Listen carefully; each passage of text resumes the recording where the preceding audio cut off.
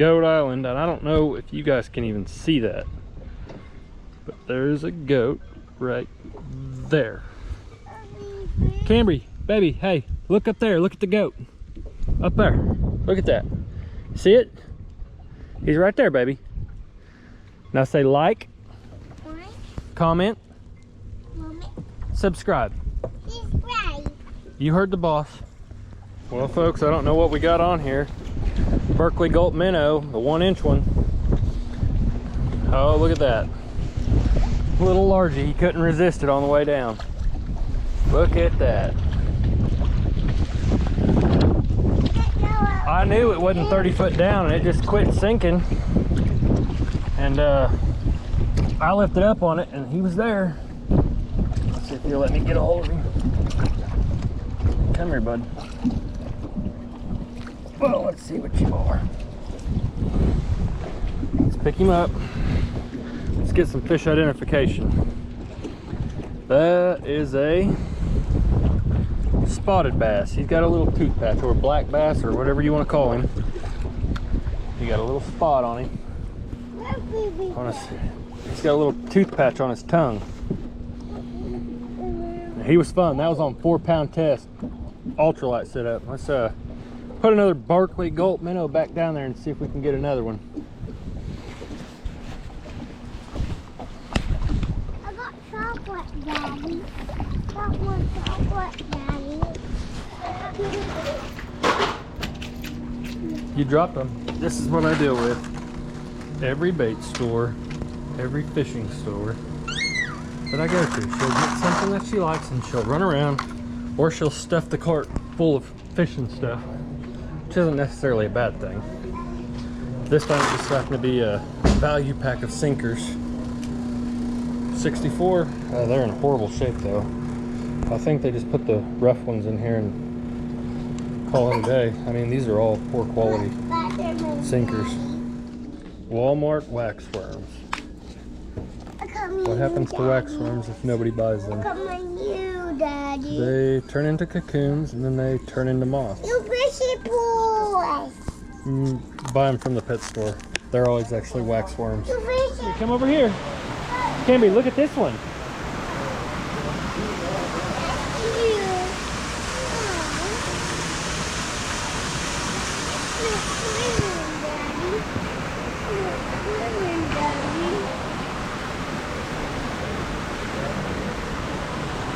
She loves them.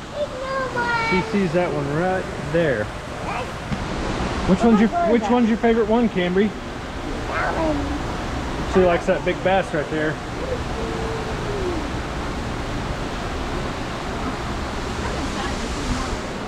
Half of a Berkley Gulp Minnow, one of the big ones.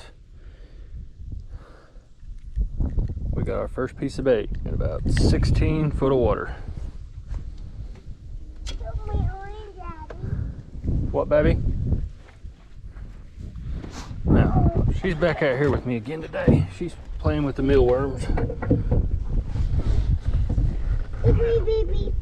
We don't need too many. Daddy. Yep. You keep chumming up the fish, sweetheart, okay? You keep calling them in for me, okay? Anyhow, we'll stick this back out there. All I'm doing is just a cast out like that, about 16, 15, 20 feet, something like that. And then this boat's just swaying, doing its thing. I'm gonna stick that back in the rod holder. That thing's gonna slowly fall. And the fish is gonna find it. In theory. And then this, we're trying to catch some bluegill too.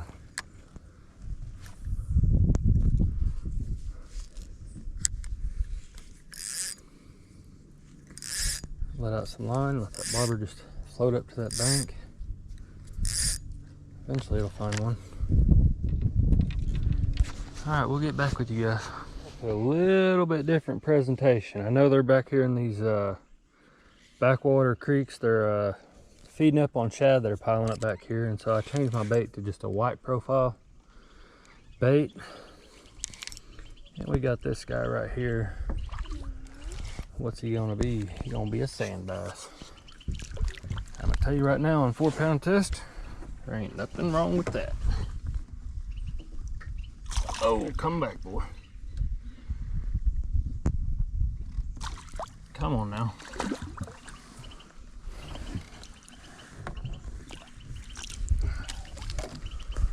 We're gonna get that sucker back down there and see if we can do it again.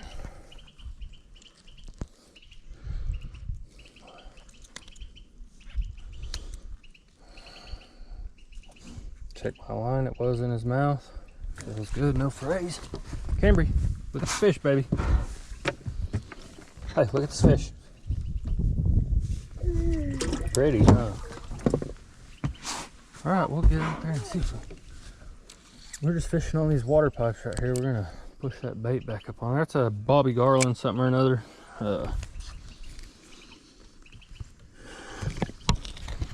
I bought it in this little $1 pack at the Walmart. It's just this right here. It comes with like 4 or 5 of them. Anyway, before I buy any of those, buying any of those Bobby Garlands, I always just buy that $1 pack at Walmart and then give them a go. Then I buy the lightest jig heads I can buy, because it doesn't really matter what time of year it is if I'm not fishing at the dam. Even if I'm fishing at the dam and I'm in a backwater creek, I want that sucker to fall slow. For one, it seems like I get caught up a lot less. For two, it seems like I get a lot more fish on the fall. If it's falling fast, you're not catching much.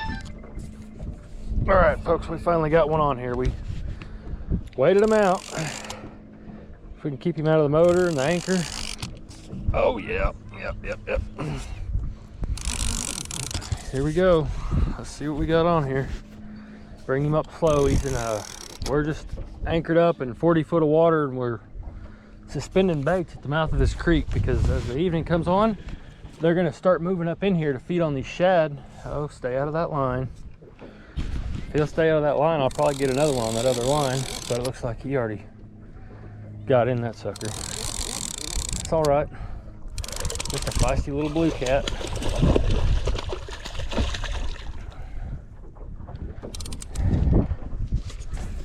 That's dinner table size, but we're gonna bring him around here and try to get him tangled out of that other line so we can get it back down there. I had a feeling as it moved closer to evening, they were gonna start pushing up in here. So I ran around this lake all day trying to figure something out.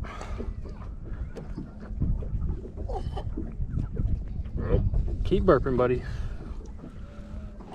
All right, we're gonna throw him back here for a minute. And then we're gonna rebait and get this line back down there. If we can get it. Oh yeah, he jacked me up. That's the bad thing about using braid on anything. It's the worst for this kind of stuff. Well, this is a new rod, and I already had that. That's a new rod that's tangled up. And I already had that reel, and it was already spooled up. It's just a bass reel, but it's got this braid on there, so I figured it would do for a catfish. We'll see. That's to be determined. Hasn't got one yet. Anyhow, we got this here guy. Say hi, Cambry. Say hi to the camera. That's my little fishing partner right there. Anyhow, I'm gonna get my lines back down there. Well, he don't rearrange everything in there. He's watching, Daddy. Yeah, he is. We're gonna use about 4 of these shads. That's what I had on there, with little cuts in their sides. Little cuts in their side. Yeah, you can play with them fish. Had little cuts in their sides, and so we can get some blood going down there. Get a scent trail started. We'll try to lead them on in here.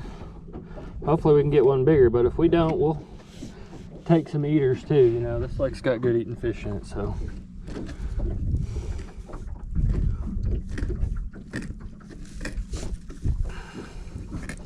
And the reason I'm doing this is because I couldn't get any big gizzards or thread fins, and so